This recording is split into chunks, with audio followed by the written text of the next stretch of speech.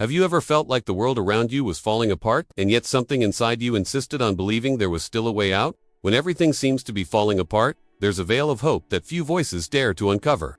And today, we're going to draw closer to it. Imagine being surrounded by the darkness of uncertainty, by pain no one seems to understand, and suddenly noticing a soft, almost imperceptible whisper that touches your soul. This whisper brings with it the promise of light, of direction, and comes from someone who has been a messenger of comfort and salvation for centuries. Mary, stay with me until the end, because what you're about to discover now may surprise you and change the way you face the most difficult moments in your life. Mary's messages are not just beautiful words or ancient stories, but living signs that transcend time and reach us in times of tribulation. In Medjugorje, a small village that became the scene of one of the most impressive spiritual phenomena of our time, witnesses claim to have received secrets and revelations that still remain hidden from the world. These are the so-called 7 unrevealed messages, promises, and warnings that, according to the visionaries, were entrusted to them by the Mother of God herself. What do these words hide, and why were only a few chosen to hear them? Have you ever asked yourself this question? When we speak of these messages, we are not talking about superstition or legends, but about profound spiritual experiences that defy human logic. In times of chaos, Mary emerges as a maternal voice, inviting her children to draw closer to God, to find refuge in prayer, and to resist the darkness that tries to swallow our hope. Perhaps you have felt this, a peace that arrives without explanation, a sign that seems simple but speaks directly to the heart. It is as if the heavens bend down to remind us that we are not alone. The veil of hope is not just a poetic metaphor. It is a spiritual reality that Mary offers to each of us, especially when all seems lost. And, interestingly, the messages of Medjugorje are not only about major future events, but also about small changes we can make now, in the silence of our daily lives, to prepare for what is to come. It is in this balance between the visible and the invisible that the power of these revelations resides. Perhaps you're going through something like this right now: financial uncertainty, family crises, internal struggles that no one sees. What if I told you that, even in the midst of this, there is a path to finding peace and strength? Mary's apparitions in Medjugorje bring precisely this promise, a light that pierces the darkness. It's not about banishing all problems, but about finding a greater meaning that keeps us going when circumstances tell us to give up. Throughout this video, we'll delve into this mystery, exploring the profound meaning of the veil of hope and how it directly connects to the 7 unrevealed messages. These words carry more than prophecy. They carry a personal invitation, a key to facing tribulation with faith, courage, and spiritual clarity. And the most surprising thing is that, even without knowing all the details of these revelations, we can already feel their impact on our lives. What did Mary really ask the visionaries? Why were these messages so carefully guarded? And, most importantly, how can we prepare to experience them, even before they are officially revealed? That's exactly what we'll begin to discover now.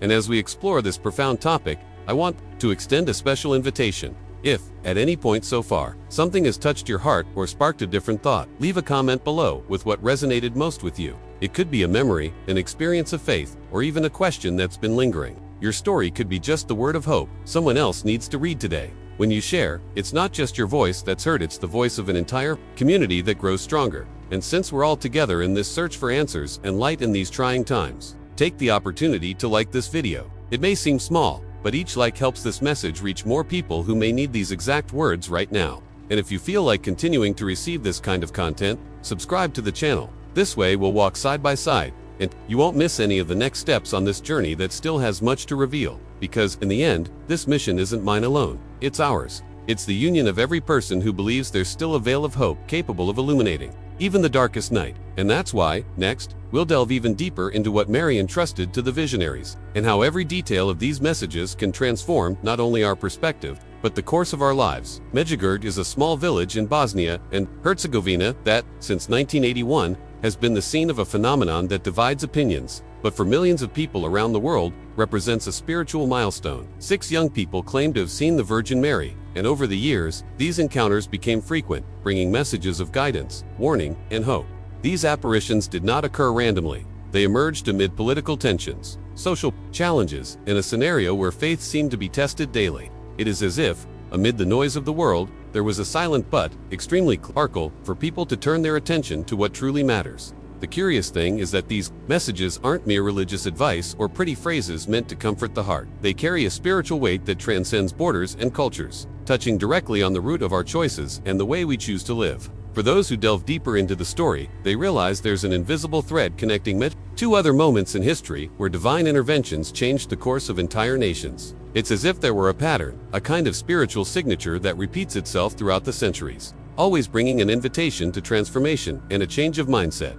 The Medjugorje visionaries claimed to have received specific and confidential instructions, the so-called 7 unrevealed messages, which hold secrets about the future of humanity. This isn't about creating fear, but about preparing hearts and minds for times of trial. There's something deeply human about this, the awareness that all of us at some point will face tribulations, and that the difference between being crushed by them or passing through them with dignity lies in the decisions we make today. The spiritual weight of these messages is revealed in the impact they have even on those who have never set foot in that village.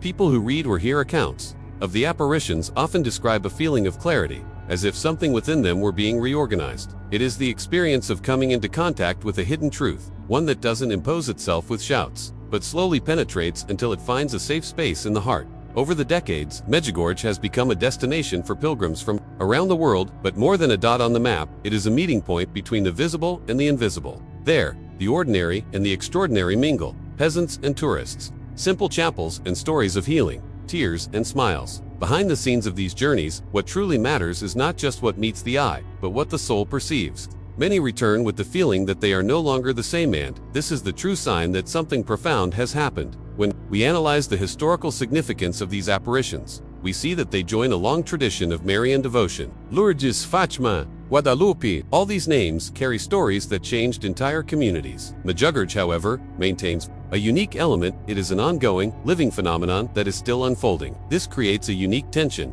because we are faced with revelations that do not belong solely to the past, but that shape the present and directly influence our future. This continuity reminds us that the relationship between God and humanity is not static, but dynamic. It is a conversation that spans generations, adapting to the challenges of each time, but maintaining the same core, a call to love, conversion, and vigilance. Mary, according to the visionaries, does not appear to impress with miracles, but to awaken. And this awakening is not comfortable. It confronts us with our own lives, with what we hide, with the small concessions we make to what we know separates us from the light.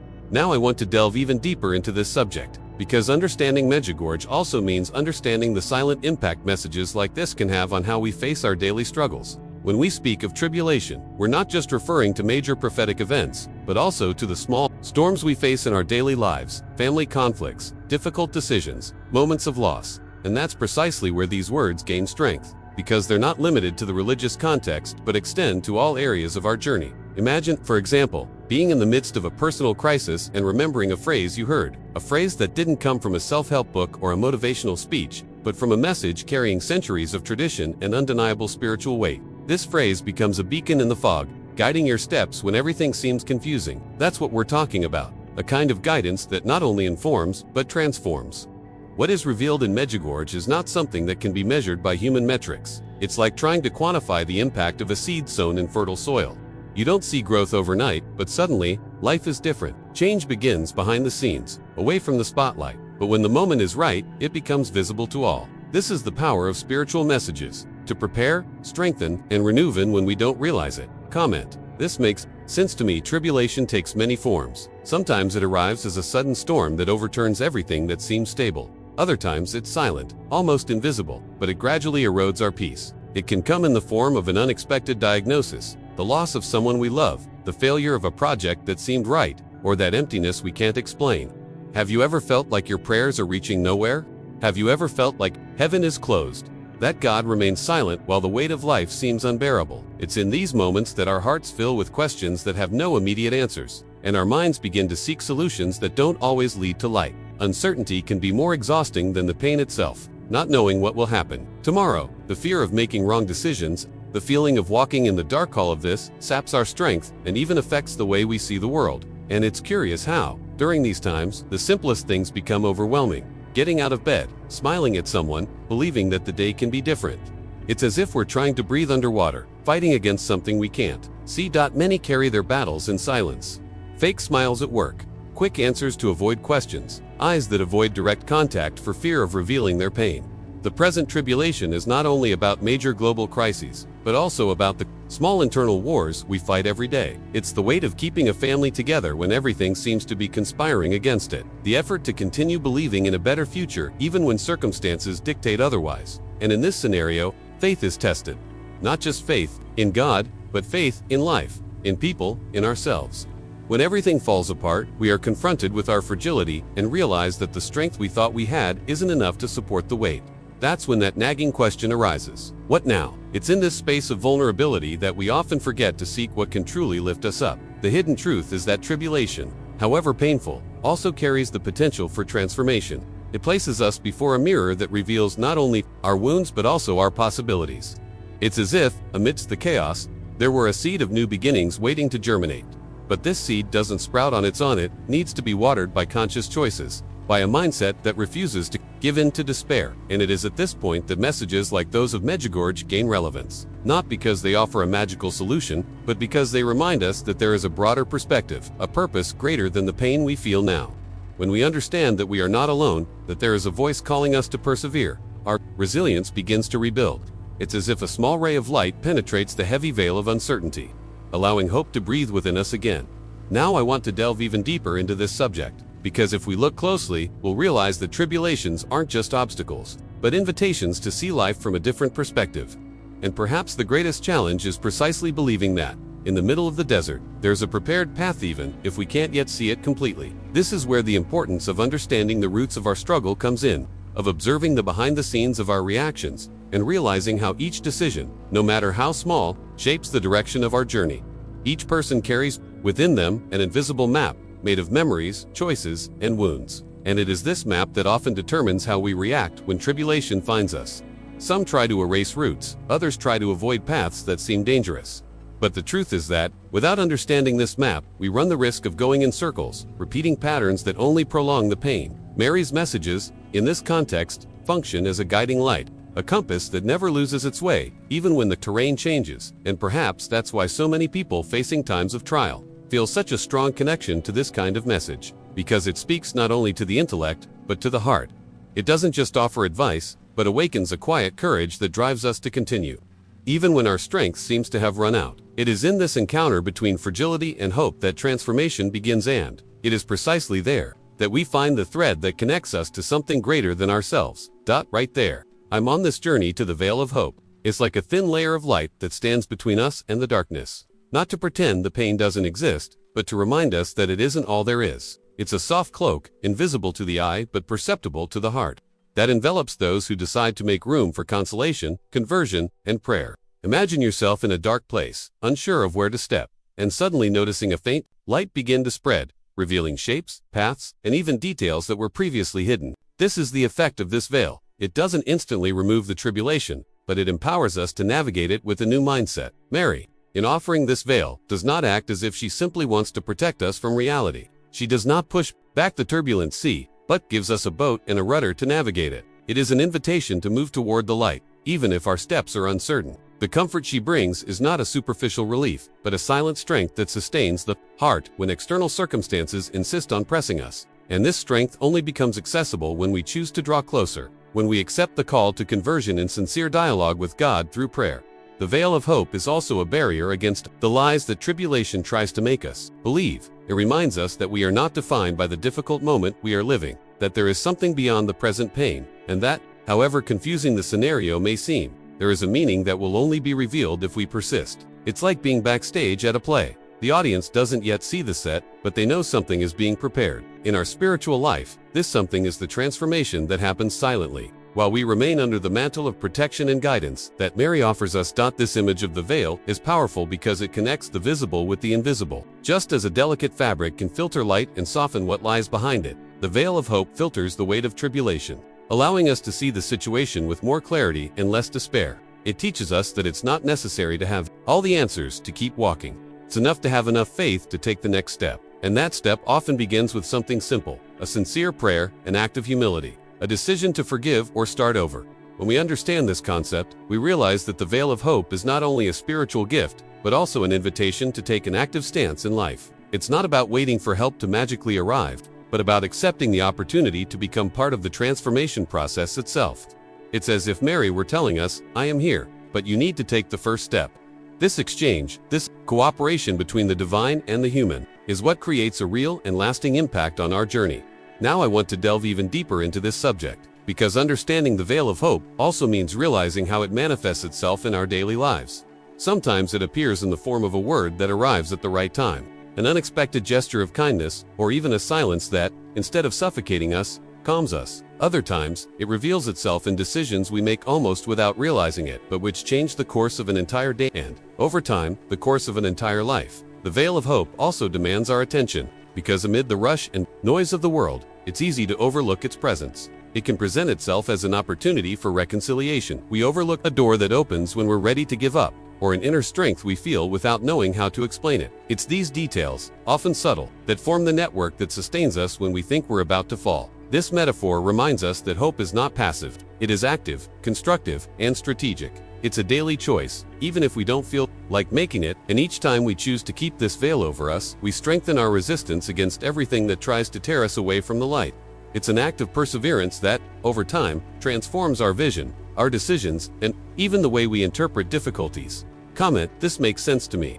The first message is a clear and urgent call to deep prayer. Not the hurried kind, said between tasks, just to fulfill a habit, but a sincere and intense conversation with God, capable of going beyond mechanical words. It's like opening your heart and allowing every thought, every wound, and every gratitude to be placed before Him without reservation. Deep prayer is different because it requires presence, not just recitation. It's being there, fully, even if only for a few minutes, allowing the silence to speak as well. In making this invitation, Mary is not suggesting something optional or occasional, but rather an essential practice for navigating times of tribulation. When she calls for true prayer, she is leading us to a place of intimacy with God that strengthens the soul and clears the mind. It is in this space that we receive discernment to make important decisions, serenity to deal with what we cannot control, and strength to act when fear tries to paralyze us. In practice, this might mean setting aside a specific time of date. Could be early in the morning, before the world demands our attention, or at night, when the silence becomes more profound, to disconnect from distractions and focus entirely on God's presence. Turn off your phone, find a quiet corner, close your eyes, and breathe deeply, allowing each breath to be a reminder that He is there. It's not about the quantity of words, but the quality of connection. A simple example: imagine someone who starts the day with 5 minutes of silence and prayer, asking for nothing immediately, simply acknowledging God's greatness and giving thanks for life. Over time, this small habit changes the way this person faces problems. Situations that once provoked anxiety now find a barrier of peace, built day by day. This transformation comes not from without, but from within, shaped by the power of a prayer that goes beyond the surface. Deep prayer also involves intention. There's a difference between praying vaguely and praying with a clear purpose, presenting before God not only our needs, but also our willingness to hear what He wants to say to us. It's as if, instead of just speaking, we open space for an answer. Doesn't always come in audible words, but can manifest itself in a sense of peace, a sudden understanding, or even a verse that pops into our mind at the right moment. Now I want to delve even deeper into this subject, because this call to true prayer is not just a spiritual recommendation, but a strategy for resisting the internal and external pressures we face. When life feels like a battlefield, prayer is the safe haven, the place where we recharge our strength and renew our mindset.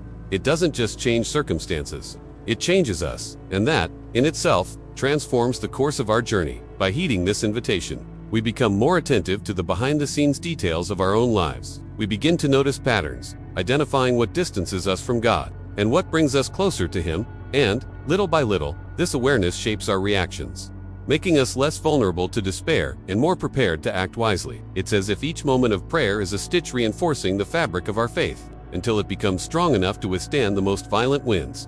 Comment here: I'm on this journey to the second message is an invitation to fasting and simplicity, but not in the way we often imagine, laden with burden or punishment. Here, fasting is not seen as deprivation to punish the body, but as a discipline that liberates the soul, reminding us that our true strength and sustenance come from God.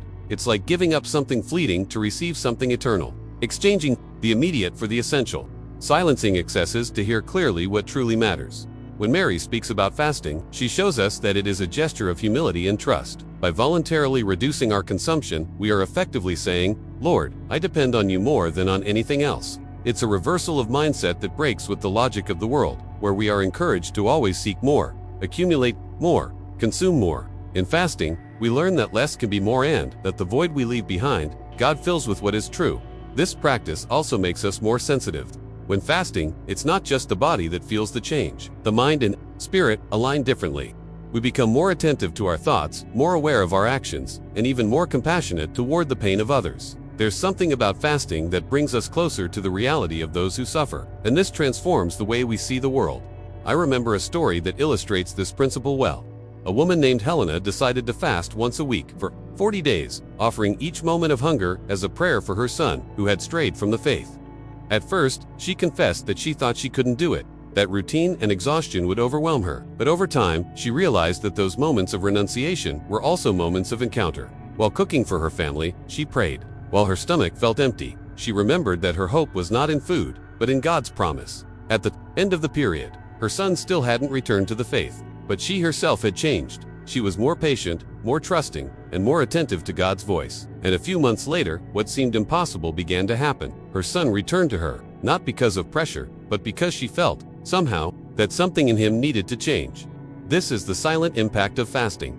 It is not just a physical renunciation, but a seed planted in the invisible, which one day will sprout fruits we might never have imagined. It teaches us to wait, to persevere, and to find joy in total dependence on God. The simplicity that accompanies it is an antidote to anxiety, because it frees us from the need to prove something to the world. Now I want to delve even deeper into this subject because fasting isn't just about giving up food. It's about giving up any excess that steals our focus and takes the place that belongs to God. For some, it might mean reducing time on social media. For others, cutting out habits that weaken the soul. The essence is the same, creating space for the spiritual to take priority over the material. This is true liberation, when we are no longer slaves to what we consume, but masters of our choices. Comment.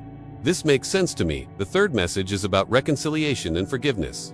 And perhaps one of the most challenging of all. When we are hurt, the natural reaction is to protect ourselves, build barriers, and often keep the memory of what hurt us alive as a way to prevent it from happening again.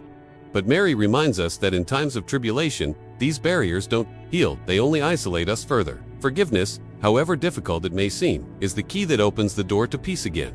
Forgiving doesn't mean forgetting what happened or pretending nothing hurt. It means deciding that that wound will no longer dictate the course of our lives. It's an act of courage, because it requires us to set aside pride and allow something new to emerge in the place of pain. Reconciliation goes beyond the act of forgiveness. It seeks to rebuild bridges, to restore bonds that seemed forever broken.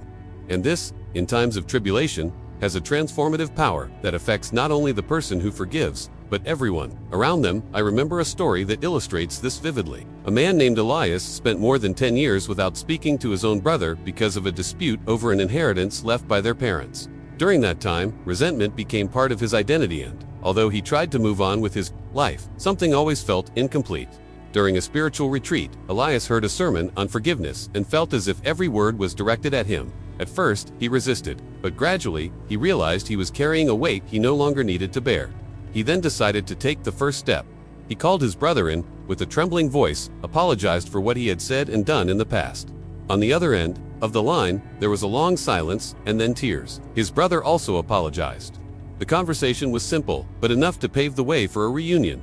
Months later, they were back together at family lunches, laughing and sharing stories. As if part of life had returned to its original form, Elias said he felt lighter, as if he had regained something money could never buy: peace. This is the power of reconciliation. It breaks cycles of bitterness and interrupts chains of resentment that, if left unaddressed, can be passed down through generations. And when this happens in the midst of a difficult time, the impact is even greater.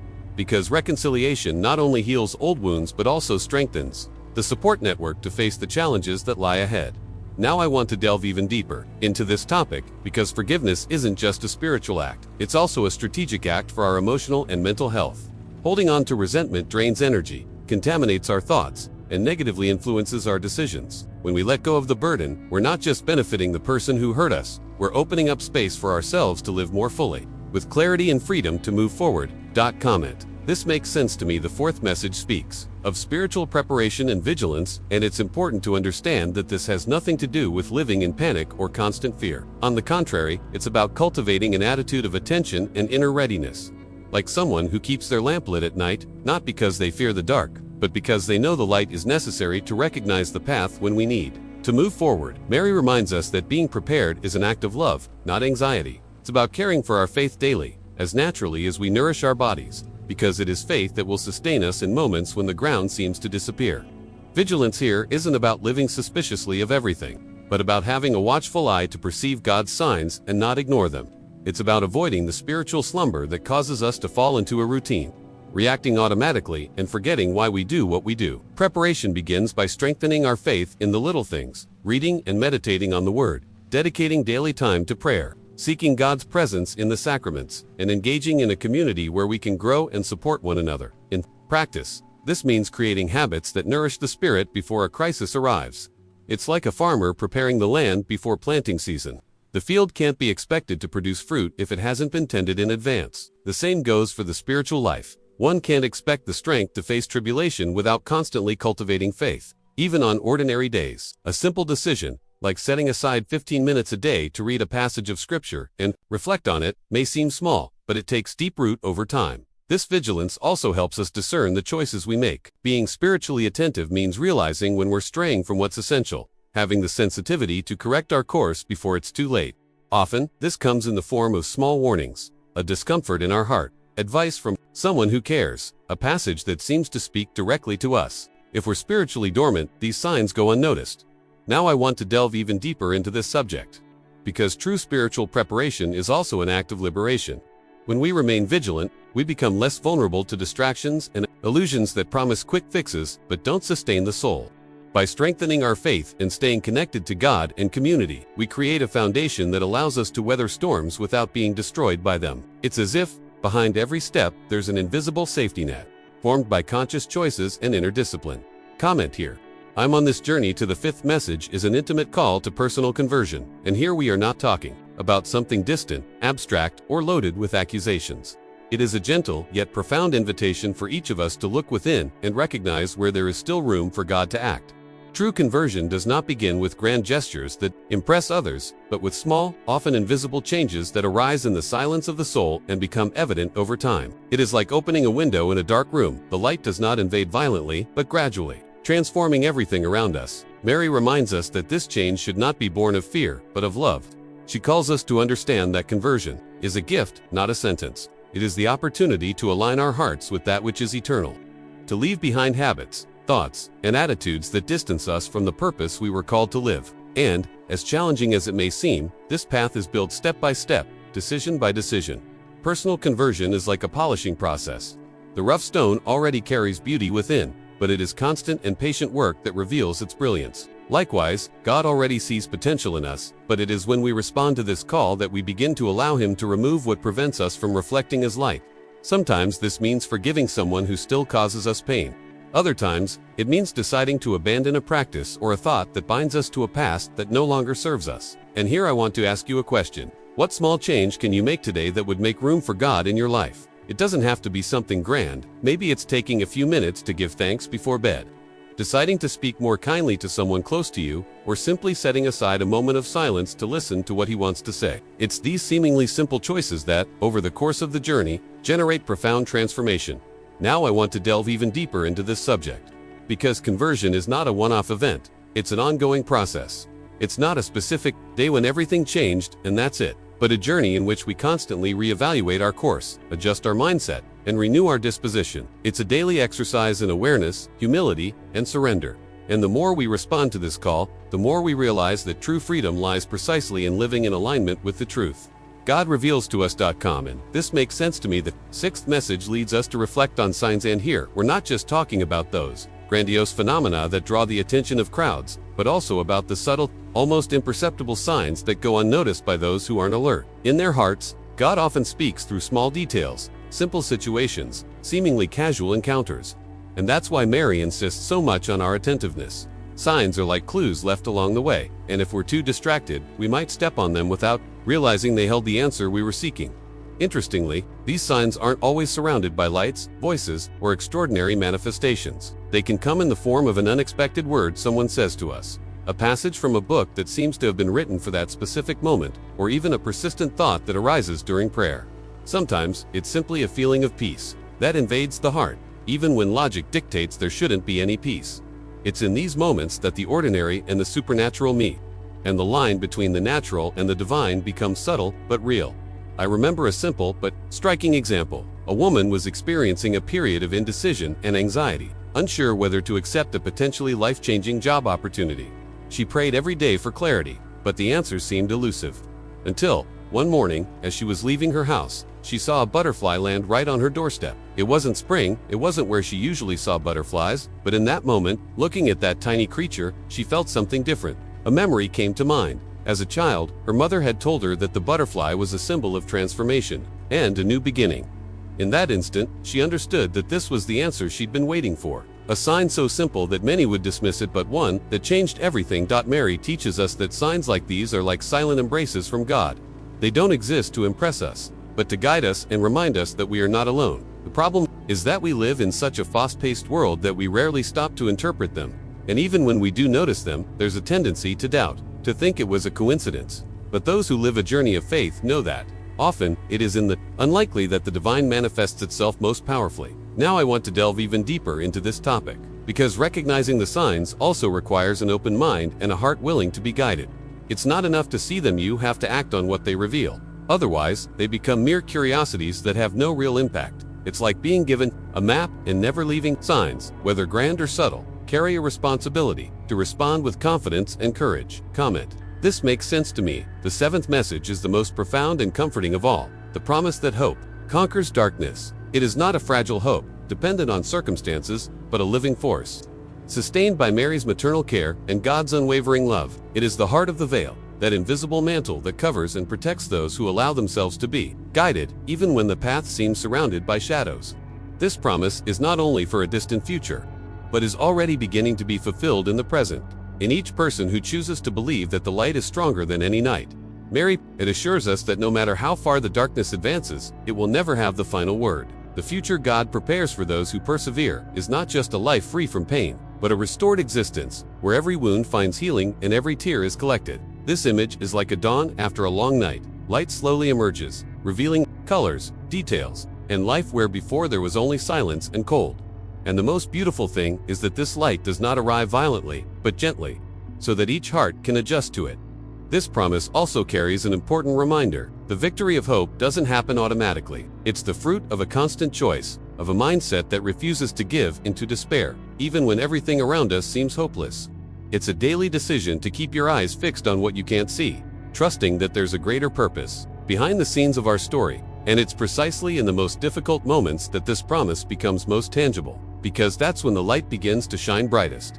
Now I want to delve even deeper into this topic, because this hope isn't just an emotional comfort, but a practical force that shapes our decisions and drives us forward. When we believe in it, we act differently, speak differently, and even feel differently. It's like carrying within us a flame that never goes out, even when the wind blows hard. And this flame, when shared, has the power to ignite others, creating a current of light that spreads far beyond what we can imagine. Right there, I'm on this journey too. When we understand the power of these messages, we realize that it's not enough to simply hear or reflect on them. We need to bring them into our daily lives, transforming words into concrete actions. And this can begin with simple gestures, yet filled with intention. A short prayer, offered with sincerity, can be the starting point for aligning our hearts with what God is saying. It doesn't need to be long or elaborate sometimes. It's enough to say, "Lord, I trust in you," and let those words resonate in our soul. Another possible step is an act of forgiveness. It can be something internal, without the other person even knowing at the time. Deciding to free someone from the emotional debt we owe them is also freeing ourselves. Forgiveness is not a gift we give to others, but a gift we give to our own peace. And if there's a wound you've been carrying for a long time, perhaps today is the day to start letting it go. The third step can be a gesture of sacrifice or fasting, not as punishment, but as a way to make room for the spiritual over the material. It could mean letting go of something that consumes your attention, time, or energy, and using that space to draw closer to God. These small gestures, when repeated frequently, shape our mindset and strengthen our ability to resist the pressures and temptations of the world. Now, I want to delve even deeper into this subject, because the constant practice of these steps creates an inner movement that goes far beyond what we can measure. It's like planting invisible seeds in the soil of the soul and, over time, seeing fruit sprout that sustain not only our lives, but also those around us. When we live this way, we become beacons for others traversing the darkness. Often without realizing we are illuminating their path. And that's why I want to extend a special invitation to you. Share in the comments an experience of hope you've had, even if it was during a painful time. Your story could be the silent answer someone is asking for right now. When you write, you're not just recording something personal, you're strengthening a network of faith and encouragement that extends far beyond this screen. If even now you feel a glimmer of hope, don't let go, put it into practice. This makes sense to me. If you've made it this far, it's because something in this message spoke to you in a special way. So, before you go, subscribe to the channel to continue receiving content like this. Each new video is designed to strengthen your faith and bring light in moments when everything seems dark. Also, take the opportunity to leave the phrase "I'm with you" until the end in the comments, so I know you were with me on this journey until the very last word. And, if this time we spent together resonated with you, please leave a like, because it helps keep this connection alive and allows more people to find this same message of hope. There's a video here that complements what we discussed today. Click and stay with me there. I want to take you even deeper on this path.